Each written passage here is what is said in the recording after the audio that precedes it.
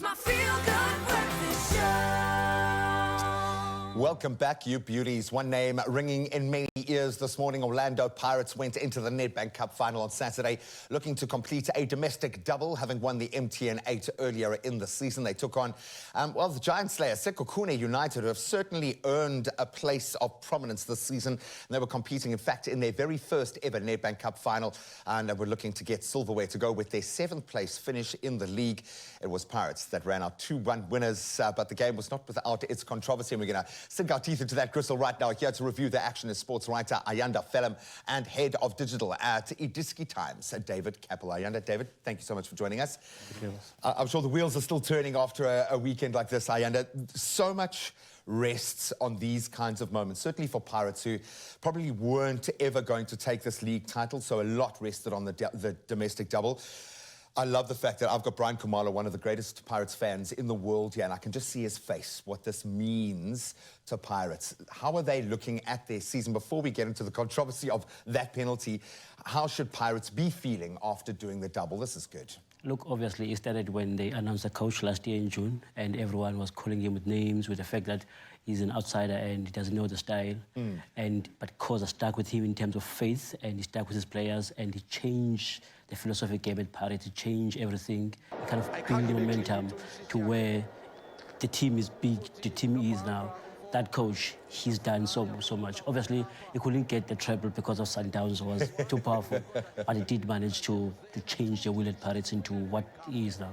And we don't see a restructuring or a system shift like that happening within one season very often. I don't think a huge amount of hope there at the beginning of the season. Sekhukhune United. Very little imposter syndrome there in a final, their first big final, going for the silverware, albeit there were a couple of moments that turned the tide. But when you look at their performance, they were holding Pirates. They were doing incredibly well. It didn't look like this was their first ever cup final. No, they looked incredibly well. You know, they played a huge part in the game actually being exciting. You know, they scored first. They have lots of experience also in their team. You know, I think they were excited, you know, to come this close to lift the trophy. And, you know, it was a bit unfortunate because they conceded twice in injury time. You know, first half, that penalty, and then just 2 minutes before the final whistle. Talk me through that penalty. I mean, you almost need a moment of controversy in a cup final, so whoever loses has got someone to blame at the end of the day. But talk us through that. On Mark? I think it was the right call, you know, because you see in the replay, at first I thought, what is he doing? Why is he blowing, you know? But in the replay, you see the hand is going towards the ball. And I think when you look at the reaction of the Sekhukhune coach, you know, he was furious at halftime. He even got a yellow card. But after the game, he was very calm. He didn't really speak about the incident. I think you've seen it on TV. Yeah, because when you see it on TV, well, you see the hand of Victor Leitsalo, who was on the floor, was going towards the ball. Yeah, there we go. Heartbreak, though, for Sekhukhune, 7th in the league, a cup final, punching way above their weight class, or are they? I mean, this is, on one side, this is unprecedented, but this is an incredible run. How do they put this season in perspective? I suppose every step is a win. But to get to a cup final, even if you're not going to win, this is massive for Sekhukhune. Remember, they kind of, at the beginning of the season, they did that the mass signing of a lot of players, and everyone was like, what are they doing? They knew.